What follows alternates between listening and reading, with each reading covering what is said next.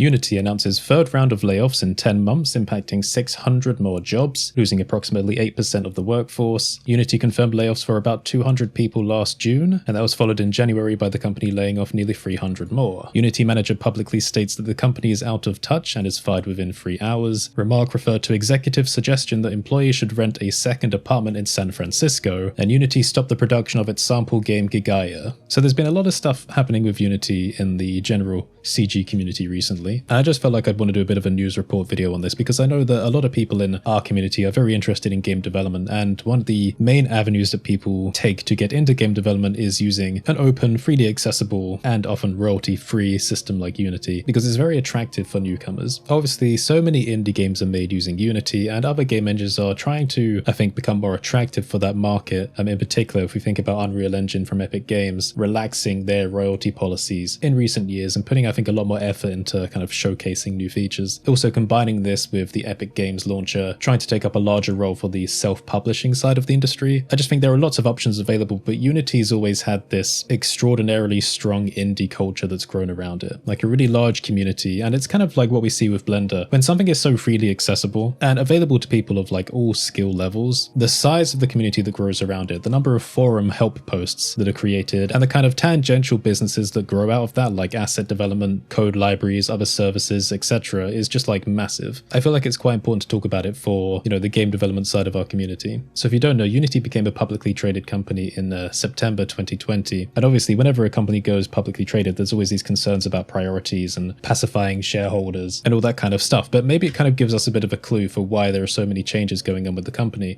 So let's talk about the reasons why there have been so many layoffs. Regarding this article by Eurogamer from Matt Wales, today's job losses were confirmed in a company filing with the US Securities and Exchange Commission, with Unity only saying the move would affect specific teams as it continues to position itself for long-term and profitable growth. So essentially what they're doing is culling positions from the company for the sake of maintaining growth. And I think, that's not too unusual. However, I think the back and forth on Unity's policy for hiring might be a little bit unusual, because from what I've heard, and I might be a bit wrong, Unity went through a phase of rapid growth, of trying to hire like so many people. In fact, how many offices do they have? According to the Wall Street Journal, the latest round of layoffs will leave Unity with approximately 7,000 employees and comes ahead of their plans to reduce its current network of offices from 58 to fewer than 30. That's quite a lot of offices. So in terms of size, Unity is a substantial company. Noted by Brendan Sinclair in GamesIndustry.biz, we can see that another reported reason for the layoffs is that the CEO, John Riccitello, wanted to remove middle management layers from the organization. Again, just kind of culling off what I imagine is describing as kind of unnecessary admin. But I think a lot of this is kind of just like organizational, legal stuff, should we say, very diplomatic wording. Because when listening to some people that have been laid off by Unity, it seems to have been some kind of larger changes in direction for what the company wants to do. Now in particular, we don't usually get many reports from people that have been laid off by these game development companies, and in the case of Unity, a game engine development company. But Saiku on YouTube is an interesting case. So this is a YouTuber that's been doing all kinds of Unity-based content, going back years, all kinds of demonstration content, breakdowns, helping people to understand different features like the render pipeline in Unity, and it's a good variety of content. However, at some point they were picked up by Unity, and they were working for the company. But in a somewhat recent video 3 months ago, I left Unity in brackets layoffs, they describe how they were let go from the company last year, somewhere around the middle of last year I believe, June, July, August, around that time. And it's a very nicely worded video, but in it they describe how they were working on the kind of game production team, developing the sample game Gigaya, which I may be pronouncing wrong. Now sample games in Unity, or sample projects, are demonstrations for how the features work. They're very good for getting people up to speed with understanding the potential of the engine's features. I've always thought that sample projects were some of the most important work that Unity as a company can do, because it's just kind of common sense that if you want to develop your tools to be their most useful state for people to use, to understand how the entire pipeline works and discover small hiccups in the workflow process that you wouldn't otherwise identify, you need to actually use your own tools to develop something. In this case, developing an actual game or a game project sample. Unity in previous years has spent a lot of time doing cinematic type sample projects. My mind goes back to the Adam project, and these have all been kind of cool in their own way, but I feel like they've also distracted from like the core purpose of Unity. Unity is,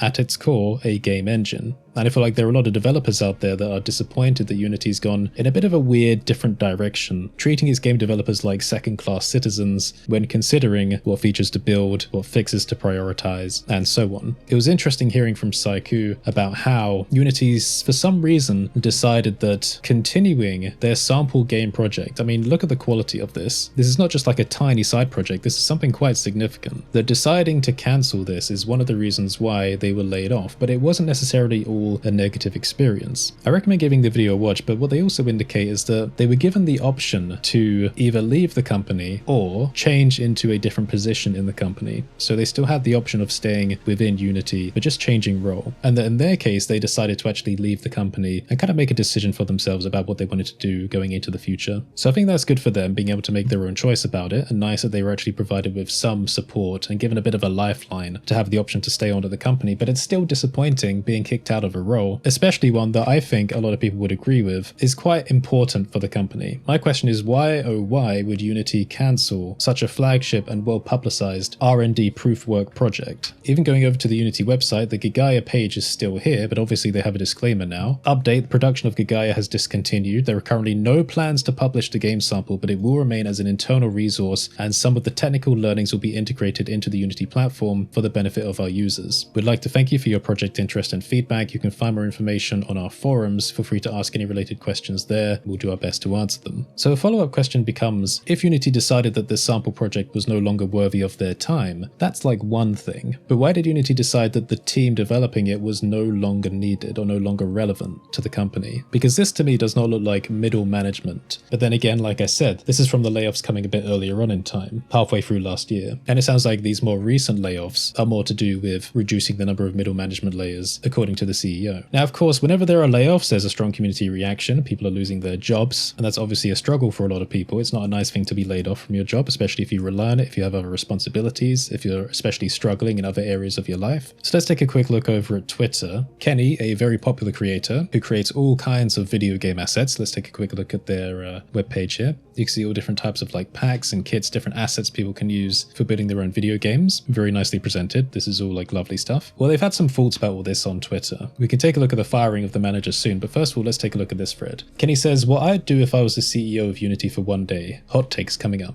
I'd change the logo, bring back the old logo mark and update the logo type, remove all traces of meta, crypto, AI, decentralization, etc. I don't know too much about the crypto side of things, but from what I know, Unity had been acquiring companies related to monetization in different fields, and this is kind of another reason why game developers were getting a little bit like suspicious of Unity's direction going forward. Introduce more flexible refund policy on the Unity asset store, bring back Gigaya, rehire the old team if they're willing, what we just spoke about. Start development on a single render pipeline focused on creating optimized stylized games, but the flexibility to be moderately high-end, leave the actual high-end to Unreal Engine, ditch the rest. I agree with that. So you might not know, I was an expert user of Unity for years, and as a bit of a side tangent, they did actually ask me to apply to work for the content team down in Brighton. Basically back in 2018, I got a message from the recruiter that worked at Unity in Brighton. Ironically, she doesn't work there anymore. I double checked. I hope she wasn't laid off. Basically, I was using Unity for a very long time. What I remember from using Unity back from like the 2012 to 2015 region-ish was that whenever there was an update, it was always kind of frustrating because Unity always had this knack for like breaking their code base, or rather making so many code breaking changes. So every time you did an update for the engine, it was very, very likely that your game just wouldn't run anymore. And you'd have to go along fixing different libraries. And every time you got your kind of error log clean, there'd be a new set of errors, and then it just took ages, especially if you consider that a lot of independent developers using Unity don't really have the time to do everything themselves. So they're using different modules that they've picked up from the Unity asset store. And each of these has different developers, which may or may not be on top of the whole update process. So basically, whenever an engine update came out, sometimes you felt like you were bottlenecked, pretty much waiting for everything else to catch up. Then on top of that, Unity would come out with these extra features, which felt like they just weren't necessary and also created more problems. And one of these was the render pipeline, or rather the divergence of render pipelines. There were like 3 pipelines at one point, I think, the lightweight, the standard, and the high-end pipeline, although I think they had different names and like the names changed over time. time. And basically, the purpose of that was to have one render pipeline, which was good for like mobile game development, for like really lightweight systems, one for your like standard video games, like indie games on PC, whatever, and one for really high-end games. The thing is, on top of already having to deal with code-based issues with these version updates, now indie developers that wanted to use certain render pipelines now had to consider the fact that a lot of their shaders would not work, because when you're moving these shader files between render pipelines, they have to be made compatible. Now, I believe that Unity made some tools to try and help do this automatically, but they didn't always work. And what it also meant is that for a lot of people trying to use these render pipelines, a lot of the content available on the asset store was not compatible with their projects. So effectively, Unity just like splintered off these developers and made it difficult for assets to be shared between projects. It might be controversial. I always thought that was a very stupid design decision, not to be too harsh and not to get too much flack. I mean, there are lots of good reasons for having,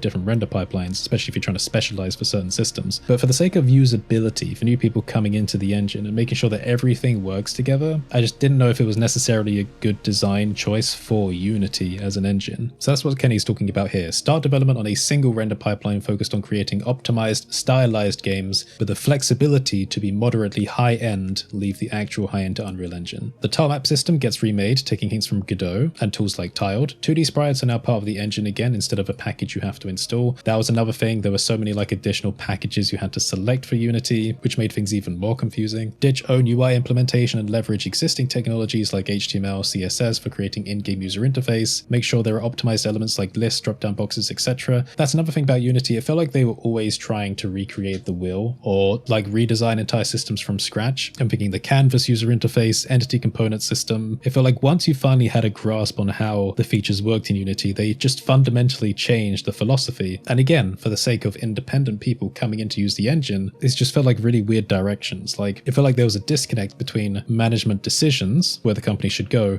and the huge community that was actually using the software. Like there wasn't much communication going on, or they just didn't understand what would actually be helpful for people. Number 8, instead of focusing on things like the automotive industry, go for industries more closely related to games like software. Why the heck is there still no way to have a file browser in-game unless you code it yourself? That is true. I have used Unity for developing other software because, well, C# is a nice language to write for. And Unity's component system is very powerful. You can effectively use it as like a shortcut for doing multi-threading in regular software projects while maintaining this graphical interface. It's a really powerful software development tool. And it feels like even though Unity as a company say they're interested in these other industries, it still doesn't feel like there's like cohesive features to back that up. 10, start an annual live stream or show where new games that use Unity are announced to make the public aware that Unity isn't just an asset flip engine with a constant stream of bad news. This is another thing I always found a bit weird about the engine. So you could pay for a pro version and it gave you extra features. These have changed over time. For example, there was a dark mode for Unity, like an interface theme, and in regular software and websites, a dark mode is just like a freely available thing because it's common sense. People don't want to be blinded, also people with accessibility issues, people sensitive to light, etc. But Unity always held this behind a paywall for their pro version. I think maybe because they knew that the other features weren't really that interesting. Another thing is a splash screen. When you exported a project made with Unity, there was this big splash screen, and you probably saw it on old indie games that said made with Unity. The thing is, you had to pay for the pro version to remove that, but I don't think that was ever a good idea. I never thought that was a good idea from the beginning because there were so many asset flip games made with Unity and put onto Steam that mandatory splash screen for Unity became synonymous with bad game experience. I think that the whole mandatory splash screen thing should never have been there. I think that was like a bad move for community impression of the engine. RPG Maker just launched a new version inside Unity. Hello, where are the tweets? This is big news and it goes completely ignored. For those of you that don't know, RPG Maker is like a really cool game development tool for doing like these 2D type RPG games. It's been used by so many people over the years, but it has quite a distinctive style to it, like isometric pixel art. Show people that it's easier than ever to create an RPG using Unity, and it's possible to create a tool like that in Unity. Start implementation of native GLTF support in Unity, fire the CEO, have lunch, call it a day. So what I'm trying to get at here is that there's clearly quite a strong disconnect between the actual developers of the community that use and love the engine, who have made it a part of their life and who want to continue developing things, and Unity's managerial decision making. Let's check in with another creator who's quite popular, Freya Holmer. I might have pronounced the names wrong, I'm very sorry. So Freya does a really cool variety of stuff, especially shader related work. And you can see here, very popular in our community as well. Let's take a quick look at their website while we're here. Get your Twitters, your art stations, all the rest of it, YouTube, etc. Let's take a quick look. Educational content, lots of math related stuff. Procedural geometry, that's right up our alley. But you kind of get the idea. So Freya's a very popular developer in this community and has been using Unity a lot. In fact, they develop tools for Unity available on the asset store. So I just wanted to throw one of their stream of consciousness tweets on here. Is Unity okay? Again, kind of coming after these layoffs. I spent about 12 years of my life getting invested in and being financially dependent on this engine, so I'd like for it to go well, you know? I mean, I feel that way about Blender, right? There are a lot of us multi-potential-like creators that have kind of built our lives around specific software packages. Worst case, I'll pivot to either being a YouTuber or an artist full-time until it's financially impossible to stay afloat. Game engines, you have 24 hours to make your case before I become a full-time furry artist. You know, there's a lot of money in that, from what I hear.